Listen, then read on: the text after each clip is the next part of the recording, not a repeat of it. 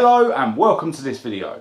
I'm Marcus Hayes and today me and Kat are going back up to Northampton to visit my parents. Those of you who have been watching my videos will know that at the moment I'm halfway through doing a job on my mum's Mark II Focus that involves her passenger door where someone tried to break in. Since then I've received some parts that I've ordered off eBay. Basically this is just all the innards of the door. So this part is like the backing piece of where the handle attaches to, and then this piece is like the door latch, and it also forms part of the window channel. I've also ordered a new handle. Now this bit was actually missing from my mum's car. It must have pinged off when they tried to break in and my dad didn't find it on the floor the next day. But this bit looks like exactly the same as my mum's, to be honest, so I don't think this part is actually broken, but I needed to order them two together anyway. In hindsight, it looks like I might have just been able to refit this part and then everything would have been sweet, because I think this is the only bit that stops this bit from falling out. Anyway, I'll find out when I get to Northampton,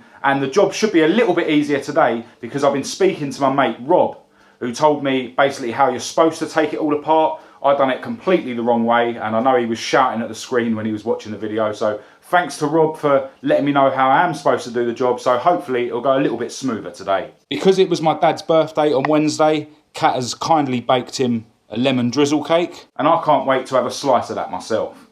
As usual, we're running a little bit late, and I still need to go around the garage and pick up some tools, so we better crack on with it. Maud will not be coming with us to Northampton today. Her clutch rattle's getting so bad I just don't want it to fail on the way up there. And the last time a clutch failed on me, it was actually on the way to Northampton. So Winston, the plastic Fiesta, is back on van duties, rocking his stickers.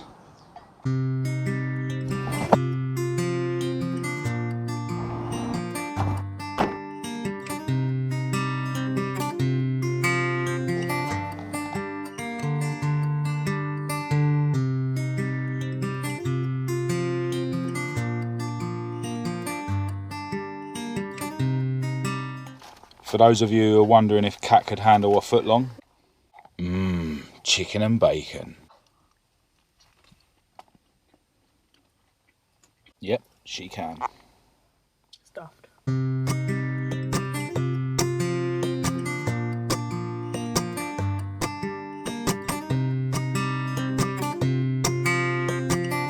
Hello, Apollo. Long time no see. Hello, father. Hello, son. Happy belated birthday. That's all right. Come on. Hello, little brother. Yeah, good. You? Hello, mum.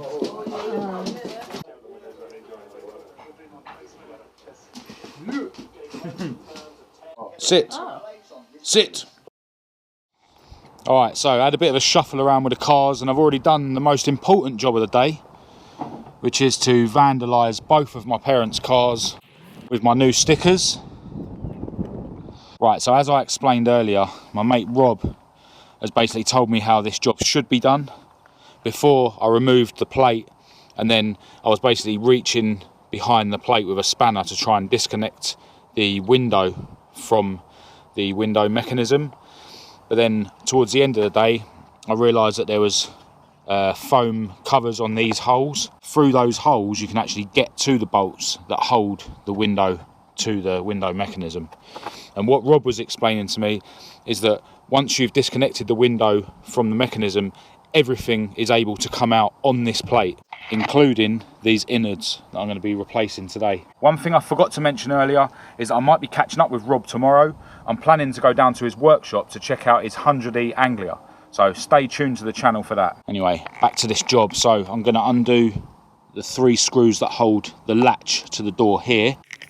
And then on the outside of the door, you've got this little torque screw here. And then I'll take all the bolts out that hold the plate to the inside of the door. And then I'll undo the bolts that hold the window to the mechanism. And then once I've either held the glass up and taped it, or I might just remove it from the door like I did last time, then I should be able to just pull the plate out with everything still attached to it. It looks like that one don't even need to come out completely. Just need to loosen it so that it's not gripped onto the door here.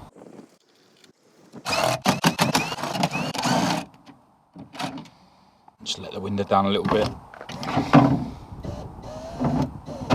Right, I think I should have lowered the window down so that I could get to the bolts before I undone any of the other stuff. So I've done it in slightly the wrong order, but it'll be all right.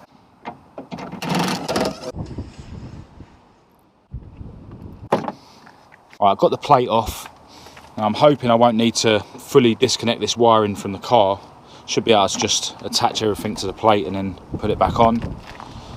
The reason it wouldn't come off a minute ago is because I forgot about this screw here, and I actually forgot about one of the screws holding the plate to the door, but it's off. I'm going to need to disconnect this from the cable. Right, this looks like some sort of cover, so hopefully once that's popped out, I'll be able to get the cable off.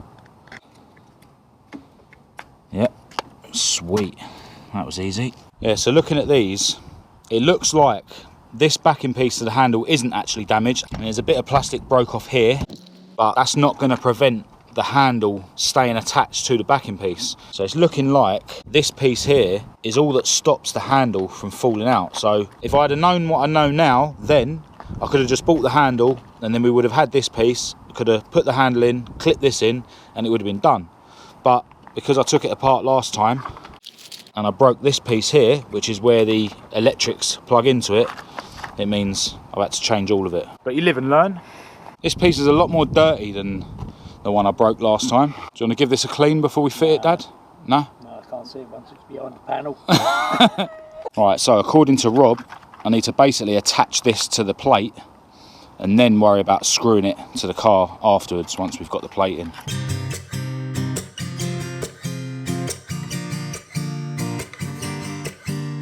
Alright, so basically that just attaches onto the plate there using these 3 plastic pins. Just going to plug this electrical connector in.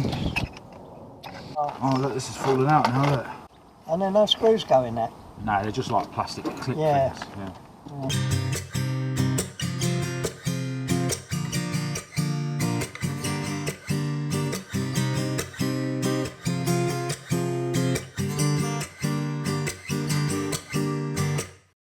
These black clips that hold this to the plate, basically they're not working anymore, they're all broken.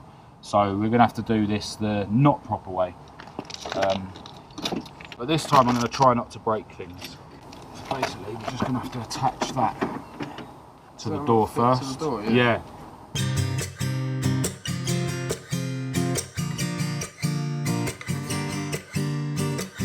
Dad, you're in the way of the camera. Right, so it's all back on, and I think it's all alright. Didn't break any important plastic. Still got to hook up the handle, obviously the door opening handle, and put the screws in for the latch, but yeah, it's all looking good so far. Yeah, because that's that should be. Yeah, that's in. Feels like it's in. Feels like That it's seated on rubber. You might have to adjust it after a bit.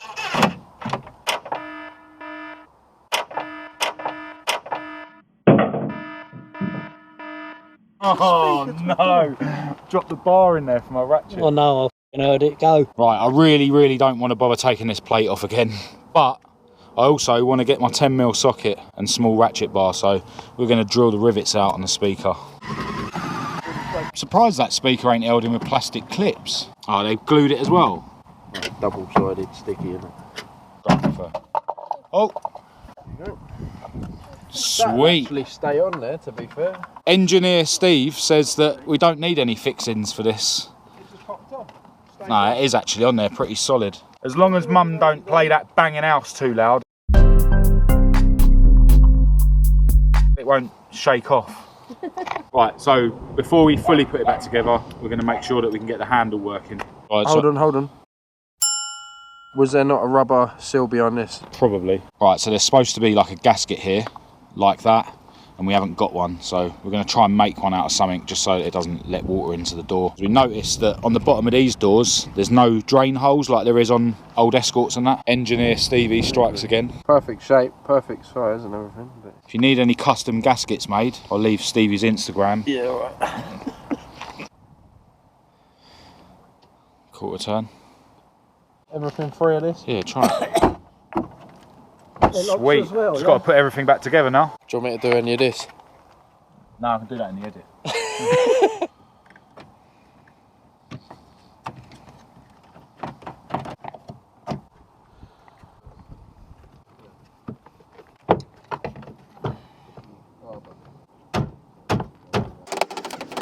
These bottom ones ain't going in now, they went in a minute ago. Huh? This one's stuck in the door. This one here. Yeah, if you reckon you can get that out. But then we ain't going to be able to get it on the card anyway, don't worry about it. You can, I can see it. Alright. Oh, nearly took my eye out. It just slides down into the thing, doesn't it? Yeah.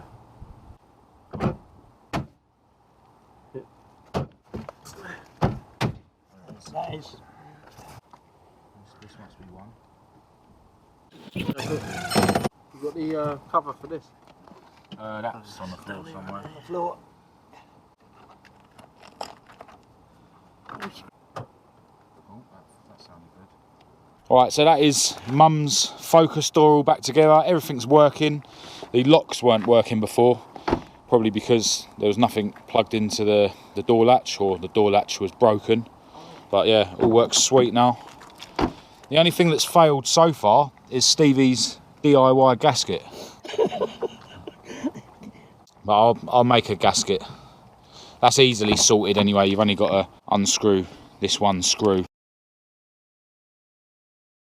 And I can sort that out without actually taking it all apart. So that's not a massive deal. Right, I want to have another quick look at the battery. Those of you who watched the last video when I was working on this car remember that it was reading slightly too high on my voltmeter. Massive shout to everyone who got in touch with advice about that. Now, one of you said that it could actually be the battery in the voltmeter. Now, ironically, just before I was here last time, I did change the battery in this, so that's one possibility. And I do actually have another battery in my toolbox because I had to buy two, so I'm going to try that first. In fact, what I'll try first is just to see if it is overreading, because some of you were saying that if it was the voltage regulator in the alternator, then even when the ignition's off, it would still be reading high, because if the engine's just been running, then the battery will be trying to hold the extra voltage that has been put into it. Well, this engine hasn't been running for a good couple of hours now, and it is showing 13 point something. I know my meter is a bit messed up, but yeah, so it's still reading high even though the engine hasn't been running for ages. I didn't think you have ever had to open the bonnet on these reliable German cars. Brake fluid. Yeah. Have you been telling me for 6 weeks? Oh, right. Have you replaced that brake pipe that I made for you about a year ago? This one. Nah, this car's been alright for my brother, to be fair. 2 litre NA. Plenty of room for the dog in the back. And the Doberman. Right, so with a new battery in my multimeter, we'll try it again.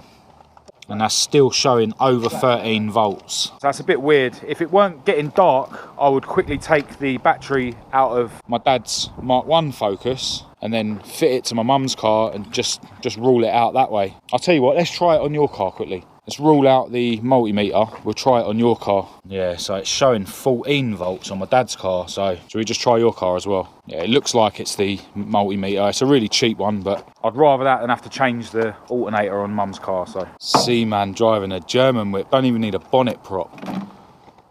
Luxury gas struts. It's mad how these engines are further forward than the front suspension.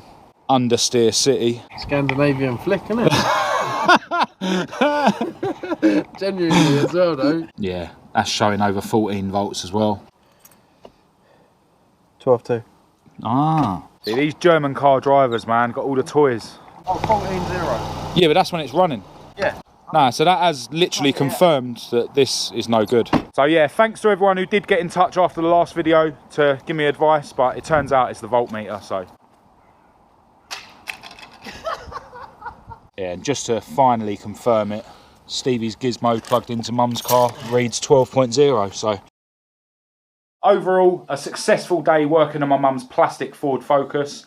It's good to know that there's probably nothing wrong with the alternator regulator either. It just turned out to be a dodgy multimeter. Me, Kat, mum and dad are going to go out this evening to grab a steak just to celebrate my dad's birthday. But other than that, I'm going to end this video here. If you did think it was any good, please do give it a thumbs up. And if you could share it on any Facebook groups you're in, that would be great as well. If you didn't think it was any good, give it a thumbs down.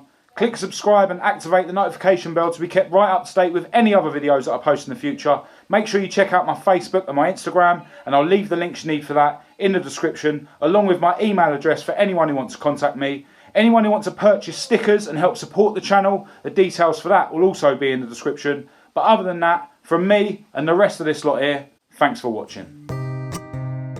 Dad's not impressed with the Heinz yellow mustard. Brought his own.